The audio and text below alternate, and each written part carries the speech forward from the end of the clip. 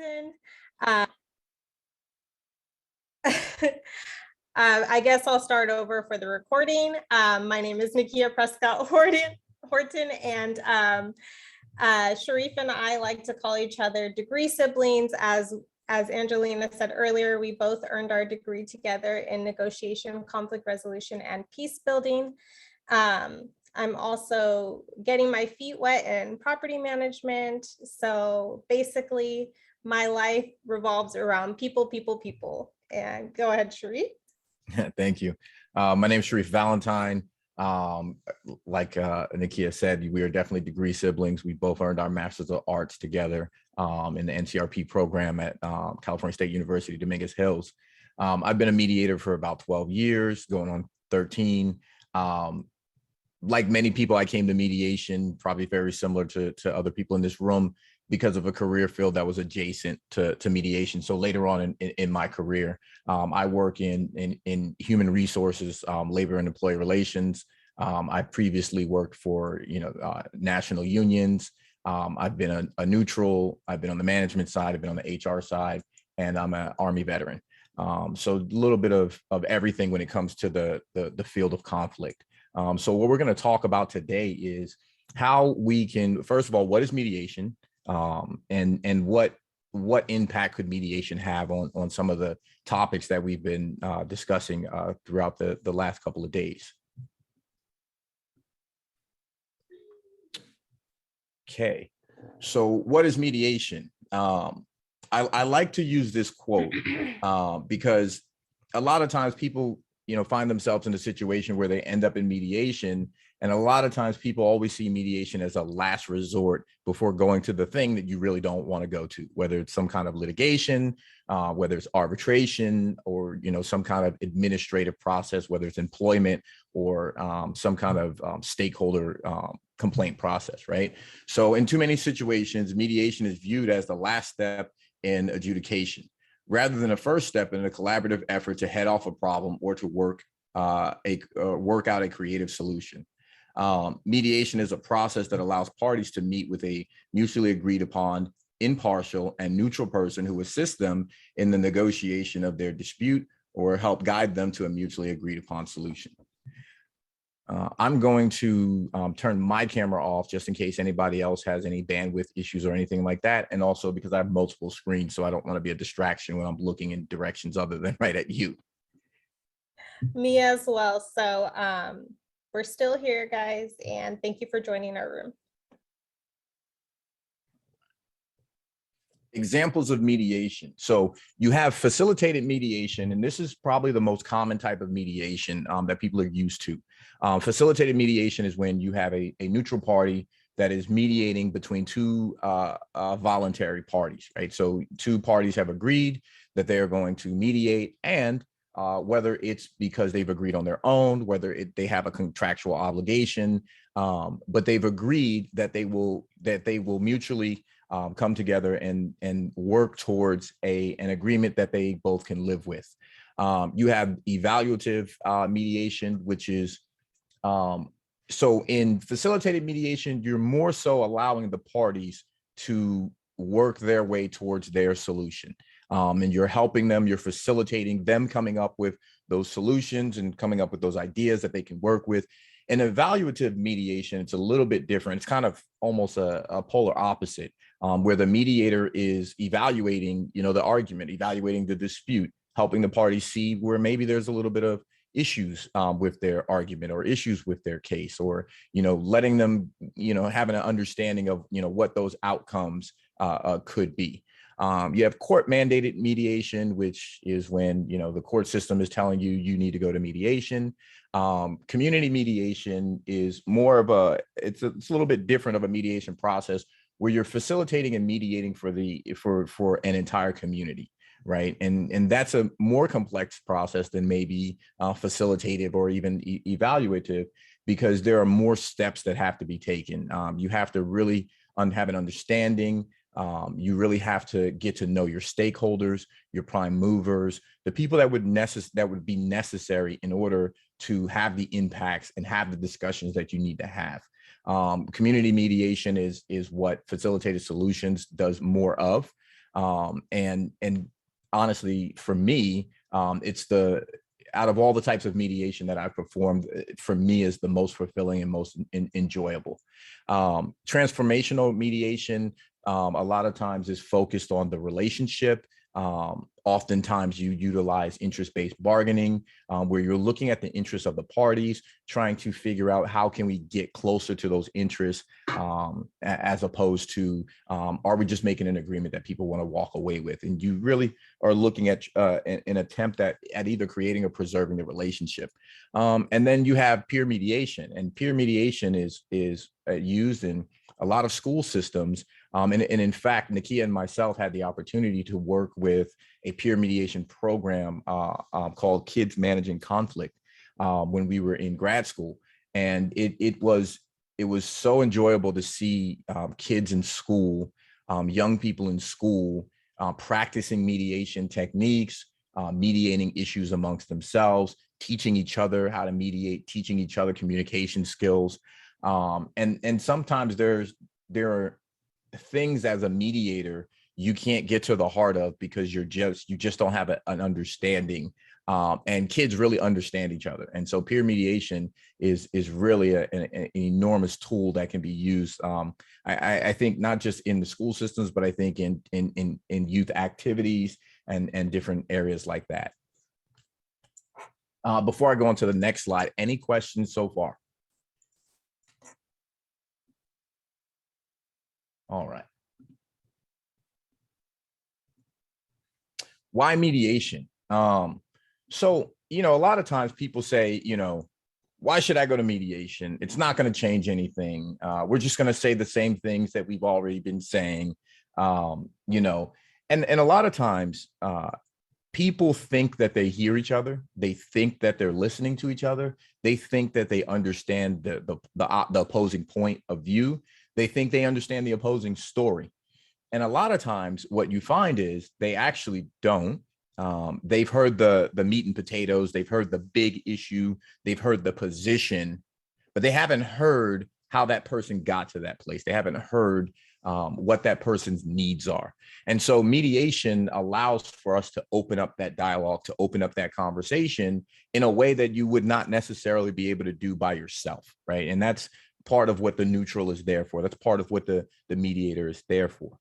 So one of the benefits of mediation is, one, it's a confidential process, right? So whether it's employment mediation, whether it's mediation between a company and a customer, whether it's mediation between family members, whether it is family mediation, there's an ability to have your say what you need to say, talk about things you need to talk about, and in a confidential space, right? Where if you say what you need to say in the mediation, it cannot be used against you and it cannot be taken out of context and things like that.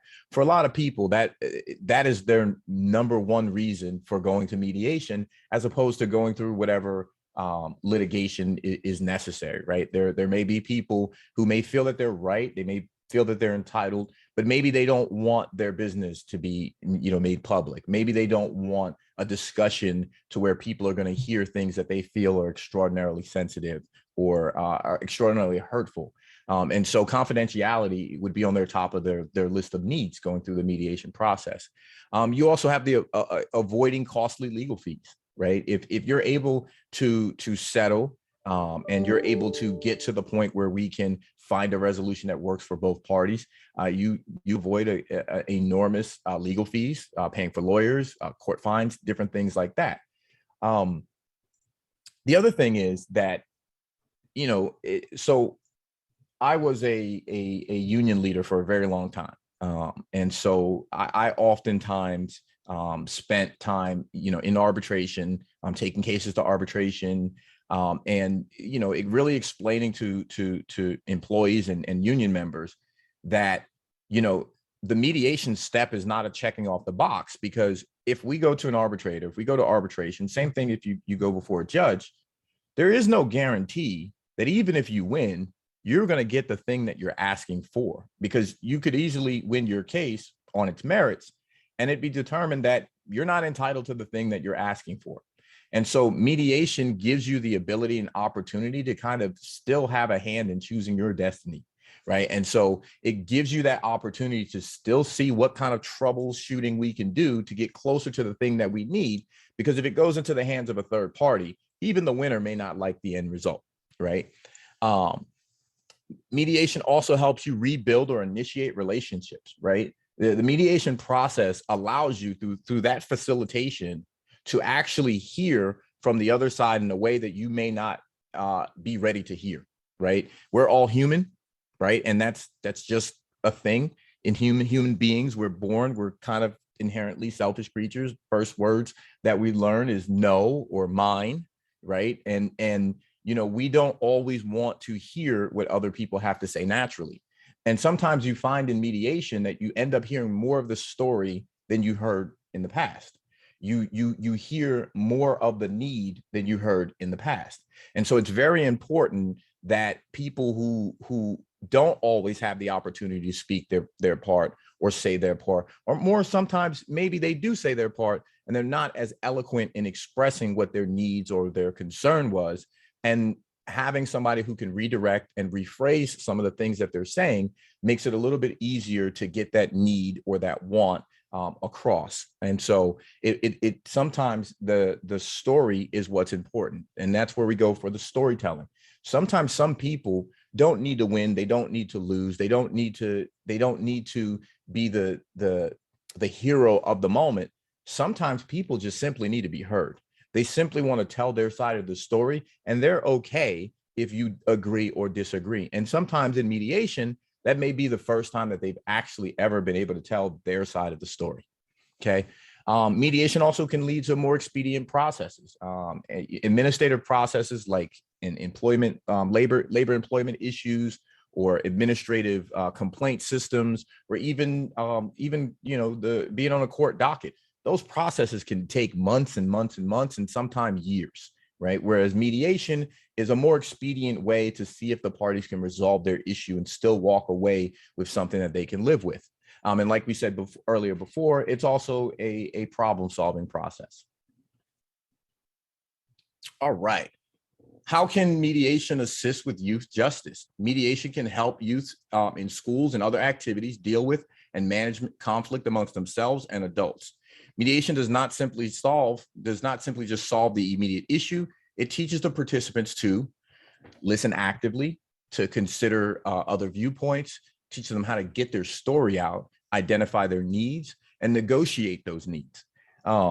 If you're using mediation in a process for youth and young adults, and they become familiar with the process, and even if they're not peer mediators, even if they're not mediators themselves, having been to multiple mediations, it will teach them skill sets that they may not have gained in other places, right? It'll give them the experience of, one, being able to identify what their needs are, right? Like, what are my needs? Well, I need to, you know, be able to turn my homework in a day late because I have XYZ happening. That may be something that a student may not have realized was a need between themselves and their teacher, right? And so in that mediation process, we ask that you identify what those needs are so that we can discuss what it is that you need. The ability to tell your story, which in many cases, many young people don't get the opportunity to tell their story. And one of the things about mediation is the mediator gives you an opportunity uninterrupted to tell your story and express what your feelings are and express what your needs are. And for many young people, that's an experience that they have yet to be able to hone and be able to be in that space for long enough to understand that they can do that thing, right? And so we have to be able to identify needs, and then we have to be able to give them the skill set to negotiate those needs and allow them to know that, hey, it is okay for you to negotiate your needs, right? They are your needs. It also teaches them to consider other viewpoints. And if they're doing this on a regular basis, if we're normalizing these type of techniques, if we're normalizing being in these spaces, then it becomes a part of their everyday life. It becomes a part of their tool set, and they have another set of tools that they can use to deal with a problem, right? The old saying goes, if all you have is a hammer, everything looks like a nail. I'm going to take a chance and look at the chat box. Okay. Yes, I noticed Denise earlier said it also gives parties ownership of the solution and agreement. And absolutely, you're correct, Denise, because in mediation, facilitation, the ownership of that process, it goes to the parties. So it's what they want and how they want to solve the problem. And what the mediator does is stands in that place, that third party neutral position to help them along. Caitlin, absolutely. She says it evens the playing field, and mediators can help, balance out any power differences. She also says that I've noticed a lot of the presenters using language like what I hear you say is it is addressing each person's understanding and providing the time to clarify before moving on. Great tool. Thank you, Caitlin. And like you saw in the chat, I'm so glad we are practicing what we're preaching. So thank you. Thank you. All amazing comments. And also relationships matter, right? In most cases, students will have to continue to interact and engage with the people they previously found themselves in conflict with. This is true for any kid that's in any sport. This is true for any kid that goes to school. This is true for any kid that has parents, right? You will often find yourself in conflict with people that you really can't avoid. You can't get away from them. And so it's extraordinarily important that they have a process in which they can use that also helps them preserve the relationship, right? It's important to understand their own communication styles and how it interacts and engages with the communication styles of other people. And we'll talk about that a little bit later. Nekia has an amazing presentation for that. But if you don't understand what type of communication style you yourself lean on, then it makes it very difficult for you to engage people that have difficult communication styles or difficult conflict styles for you, right? You don't have to settle every dispute to save the relationship. And that's very important to remember. Sometimes mediations don't always end up with a settlement. Sometimes mediations don't always end up with a resolution. But oftentimes it creates a path to that conversation. It creates a path to that discussion. It creates a path to understanding, right? So I can talk to you, and now I understand that you and I can have a conversation where you can listen to me, you can hear what's being said, you can hear my needs. And at the end of that conversation, I may not agree with you, but I understand that you and I can do this. We can talk to each other with dignity and respect. We can have a conversation without yelling and screaming. We may need a facilitator. We may need a little bit of help, but it is possible for us to do that. And many times when you're in conflict with somebody, and in some cases, you've been in conflict with that individual for a very long time, it doesn't seem like a possibility that you can have that conversation. And mediation helps you see that it is a very real possibility. And there's really not too many people that we can't talk to.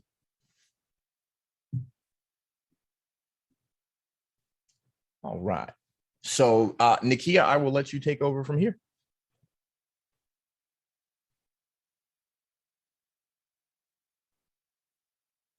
Sorry, I was getting my notes. And before I keep going, I just want to acknowledge Mary Grace's comment. The mediator holds a space for respectful conversation. I wish this was taught in schools, and Parody says, me too, or she agrees. I agree as well. And earlier, Shareef mentioned Kids Managing Conflict. They are a company that works to get these sort of peer mediation programs that he mentioned earlier sorry, I just saw something in the chat. Yes, maybe we can address it a little bit more at the end, Nikisha, but absolutely we can discuss more on peer mediation for sure. Okay, so teaching youth to identify how they address conflict. Dr. Kenneth W. Thomas and Dr. R. H. Kilman developed the Thomas Kilman instrument to help people identify different conflict handling modes. Knowing what conflict modes you're most likely to engage in can be helpful for preparing yourself and others for conflict management.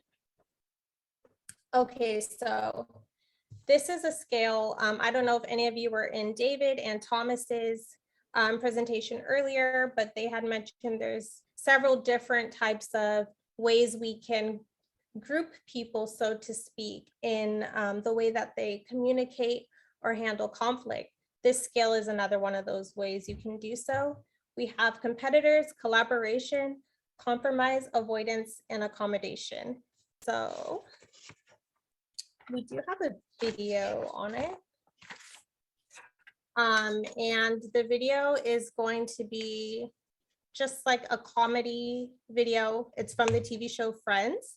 And don't pay too much attention to any of the, well, this one is fine. This one's going to try to explain a little bit what each style is. And as you're watching the video, we'd like you to think of what style kind of resonates the most with yourself, and just go ahead and take mental note of it.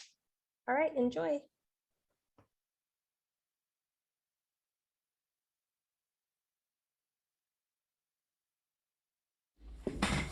Oh, I'm sorry. Excuse me. We had this cart. Yeah, well, I had a 24-inch waist. You lose things. Now, come on, get out of my way. Oh, I'm sorry. You know, maybe I wasn't being clear. This was our cart. Hey, there weren't any clothes in it. Hey, quit making up rules. Let go. Come on, this is my car. You know I thought it first. You had nothing to do with the same time. All right, listen, Mitzi. If you want this cart, you're gonna have to take me with it.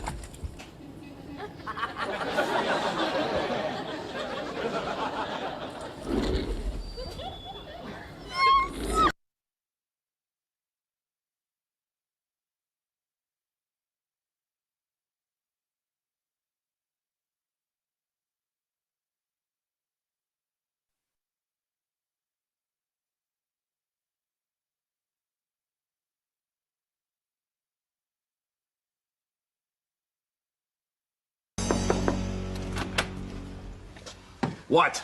Please don't kick Monica and Rachel out. This wasn't their fault. It was mine. You want me to kick you guys out instead?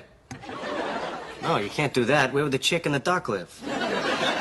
You have pets? No. No, those are nicknames. Yeah, I'm the chick, and Chandler's the duck. I would have thought it was the other way around. Come on, man. Just let the girls... I think the video went away. Can you hear me? Yes, it did go away. We saw the first part, but we lost it in the middle. Thank you, Bob.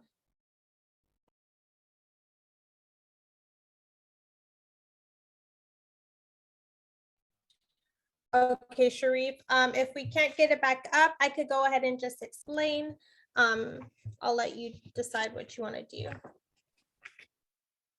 Yeah, was everybody able to hear the first video with the cart? Yes, we heard that. Okay, so we were only supposed to play one video. Okay.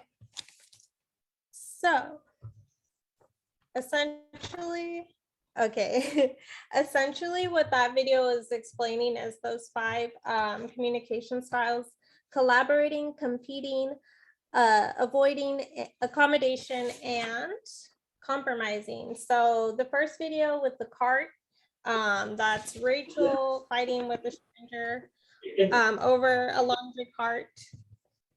And that woman who is fighting with her over the laundry cart is kind of more of a competitive person. She doesn't really care what it's going to take to get that cart. She claims she saw it first. It's her cart, and that's that.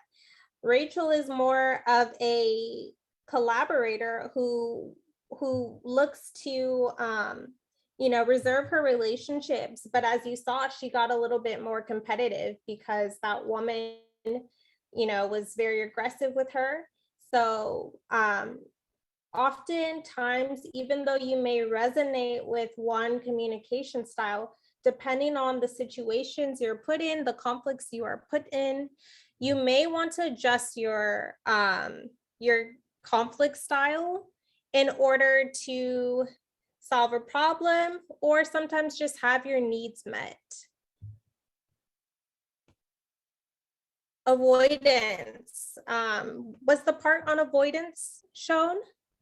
I wasn't sure. No, I can show that one now. Okay. Yeah, if you can skip forward to it, or I can just talk about it, whatever you like.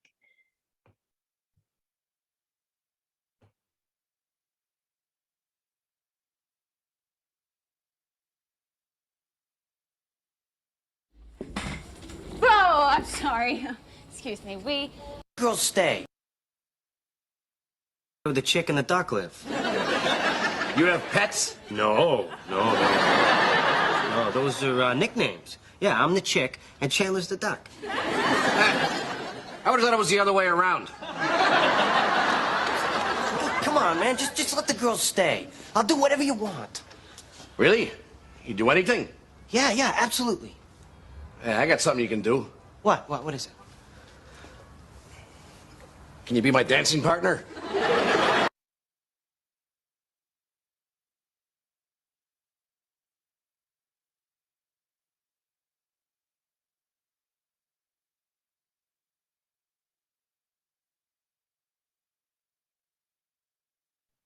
Okay, Nekia.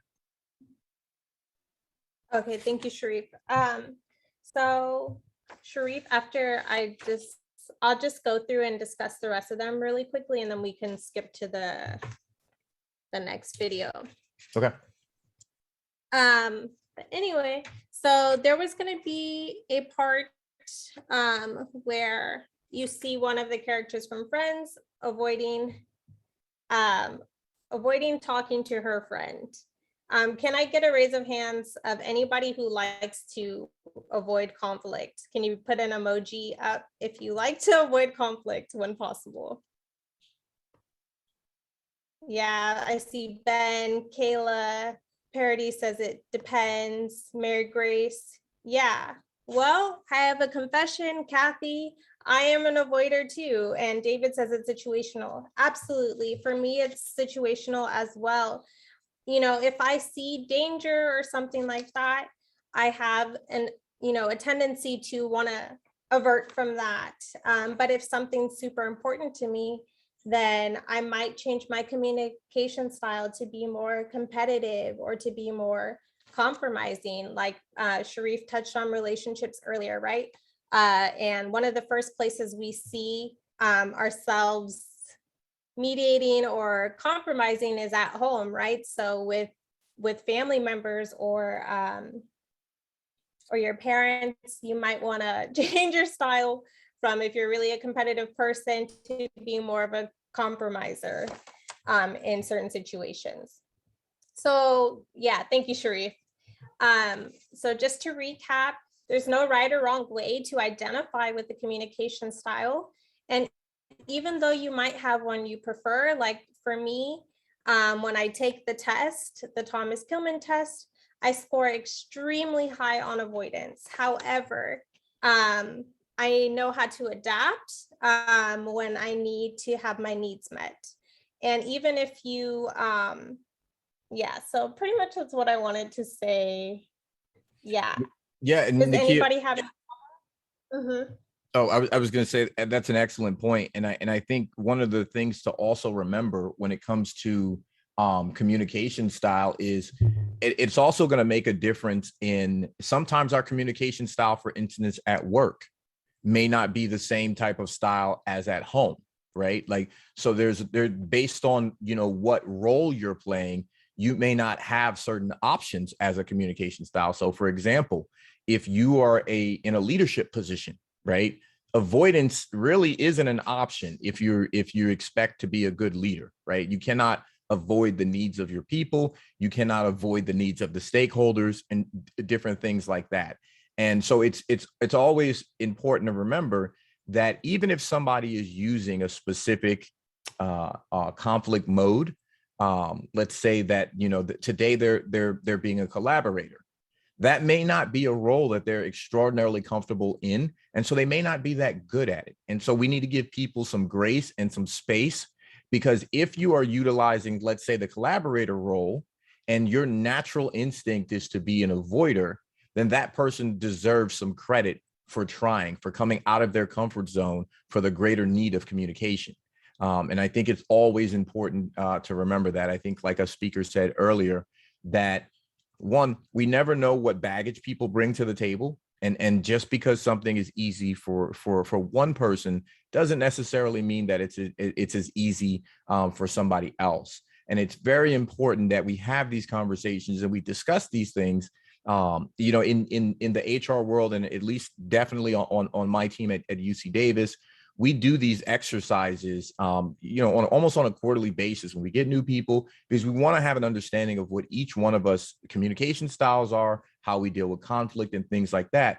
Because like one of the speakers earlier said, inventing resilience in the middle of crisis is not a thing, right? And so we don't want to wait until we're in conflict to determine what conflict styles work and which ones match up with the other. So I think it's always just important from a lens of empathy, even when people are using different conflict styles, and even when people may not be super comfortable stepping out of their zone. We want to be empathetic with people who are trying to learn a new skill set, and most especially when we're talking about youth, right? Because this may be the first of many times that they've stepped into these roles or stepped into a process of using these tools, and so there's no expectation that it's going to be perfect at any point.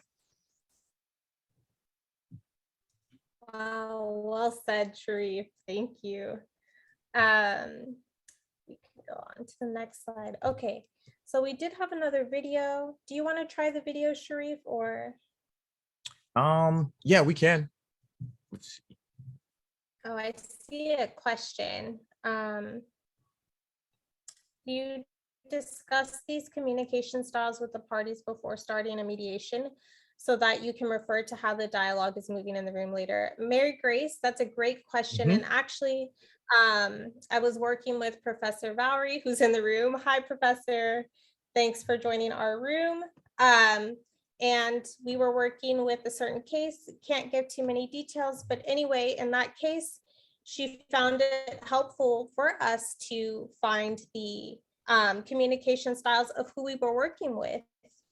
And that actually helped move some of the conversations along, because it helped them to find common ground. Oh, this person is also a collaborator like I am. So it kind of helped them to put aside their differences. When they notice that they have some commonalities with the people that they're in conflict with, like Shareef said earlier, it helps you to empathize with somebody and come from more of a place of understanding. Go ahead, Shareef. Anything else? Yeah, I think, like we were talking about earlier, when you normalize these concepts, you normalize these discussions, you're planting the seeds, you're preparing the soil, right? Like, a good chunk of success in any endeavor is planning, right? It's how you prepare the battlefield that's ultimately going to determine the direction that you go, right? It doesn't matter what plans you lay, you're always going to have a plan A, plan B.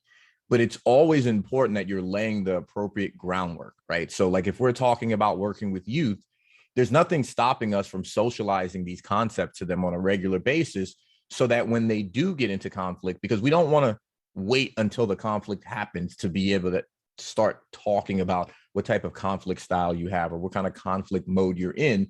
We want them to be able to identify when they're in that mode. We also want them to identify when somebody else is in that mode so that they can react appropriately. And so I think that, yes, it's definitely a good idea. We can have those type of discussions. And it really just depends on the type of mediation that you're doing as well, right? Community mediation and, gives you an opportunity to do layers prior to getting into the mediation session. So certain types of mediation allow you to do a lot more prep work than others. But I mean, again, if we normalize these concepts and we socialize these concepts amongst our coworkers, amongst our peers, amongst the youth that we work with, then really it's so normal that we have a basic understanding of what we're doing when we're going in. Absolutely. I see some really great things in the chat. I guess I will go ahead, Shareef, if you want to. I almost kind of just want to take time to answer these questions. What do you think? Because we have some pretty deep thoughts going on in the chat. Yeah, for sure.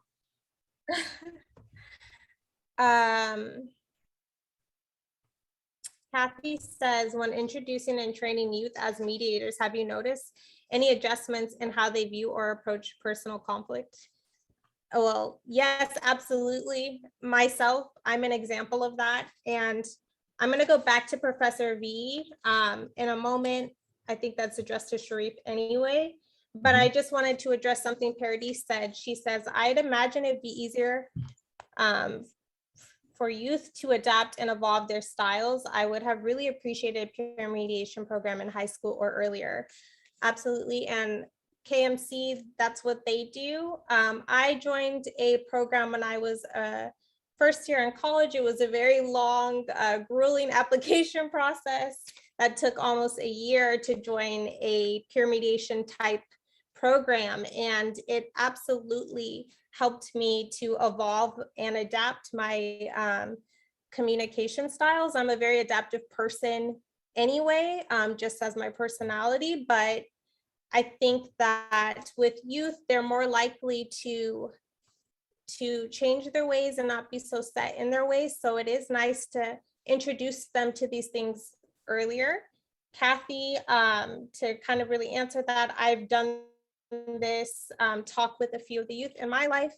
And again, when you have like open and honest conversations with youth, they can learn to empathize, right? I feel like empathy can be a very like learned behavior, right? It doesn't come natural to everybody, but youth most certainly, if they see you coming from a place of empathy and a place of understanding, they can learn to mimic that behavior. Yeah. And Shareef, do you want to answer Professor Valerie? She says, if I were asked to avoid conflict, doing so would create so much personal stress and strain. The key to conflict management styles is influenced by communication style, emotional intelligence, power dynamics, culture, relationships, and values. Yes, introduction to these peace building skills should start in grade school. Any thoughts, Shareef? No, I agree with that, with everything that's said. And I think, you know, it goes back to the normalizing, right? And I think one of the youth said it before, having a shared set of vocabulary to continue to have the conversation around, to identify with, and, you know, just kind of making, you know, dealing with conflict in an empathetic and relationship based manner, making that the cool kids table, right? Like making that the cool thing to do, making that the thing that you want to do, because one, you see other people doing it, it's effective, but you also see the adults that you are looking up to, that are modeling specific behavior, seeing them practicing those techniques and utilizing that terminology as well. Because at the end of the day, you can tell kids that they should do a thing all you want to, but they're really paying attention to what we do more so than what we're saying.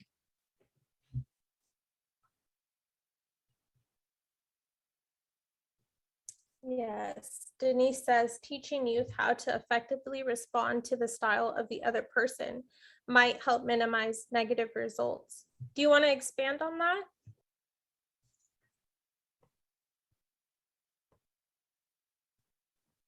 Yeah, I think it's important that if the other party is coming at a situation very competitively, it's not necessary for that youth to continue that competitive mode. Mm-hmm. Yes, I love that. It's such a good point. And I'll just use this example. Like when I was learning how to drive, I learned much later in life. And my mom always told me, you know, like just because somebody's speeding next to you, right, or trying to get around you doesn't mean you have to do the same thing, right?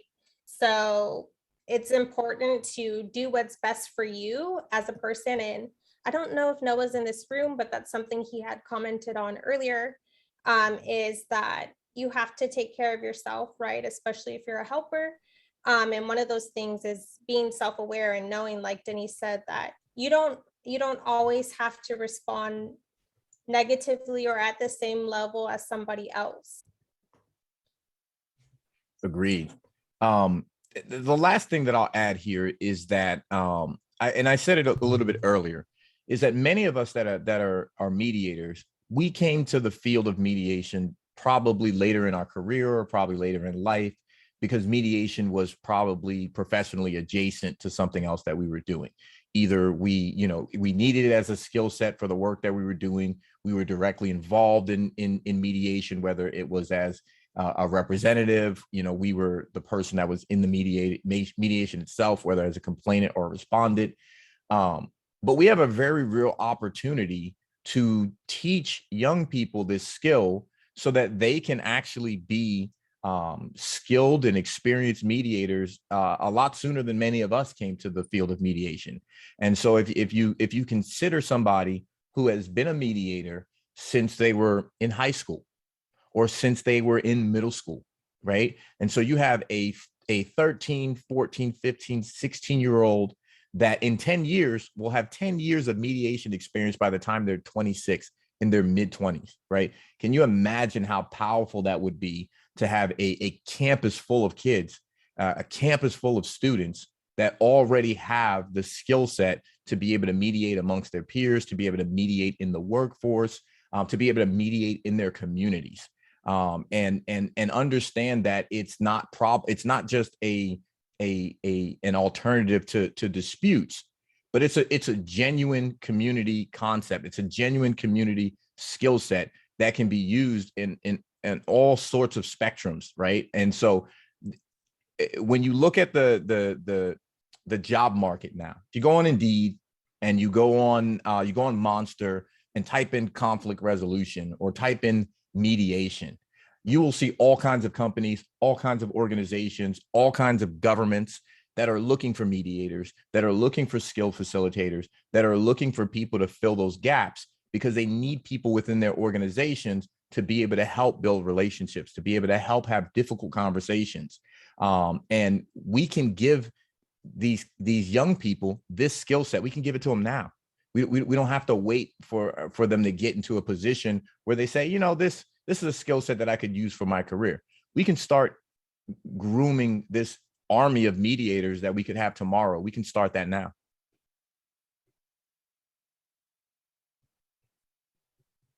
Question from Edon says, as youth, how can we learn more about mediation? So for Edon, it's easy. I would hire you tomorrow. So if you would like to come over, no, we definitely have some material that we can definitely share as far as when it comes to mediation. But I would tell everybody in this room, and I may be biased, but one of the best mediators that I have ever met and worked with is Professor Valerie. Absolutely. I was going to say, stick around. You're in good hands with her. Kathy says, peer conflicts occur in schools with children every day, and instead of adult disciplining, a peer mediation team can help their peers resolve conflicts. Yes, Paradis kind of touched on that with getting kids involved really young. I did a program in college, in undergrad, and that's essentially what we were doing, was helping, other youth or other young adults. Oh, we're at time. Sorry, I'll just finish my thought real quick. Help other, my peers to solve their problems. So if they need help talking to a professor, or they're going through an emotionally difficult time, then you can help offer resources, because, often peers are going to listen to their peers first before they're going to listen to someone older. They may feel like it's coming from a place of judgment, so they may be quicker to learn from someone who, quote unquote, looks like them. All right, thank you. Any other questions? I think we have 1 minute, Shareef.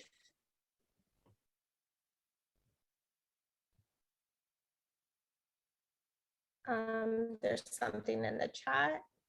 Exactly. It seems like careers in law, business administration, etc., have historically been part of the dominant ideology for career studies. Mediation is beginning to become more recognized and should continue to evolve. Denise says, as mediators, we can assist the parties to move from competition to collaboration, especially if we help them acknowledge their ongoing relationship. All right. Well, thank you guys so much. Shareef, I'll let you close out. Yeah, well, first I want to thank my thought partner and fellow instructor Nekia for all her hard work in working with me and teaching with me. And I also want to thank all of you for coming to our presentation and coming to this conference. It really meant a lot to all of us that are putting on this conference, and it especially meant a lot to the youth who helped us design and put all their heart and energy into giving this presentation for you guys. So I really genuinely hope that you enjoyed our presentation. Thank you. Thank you.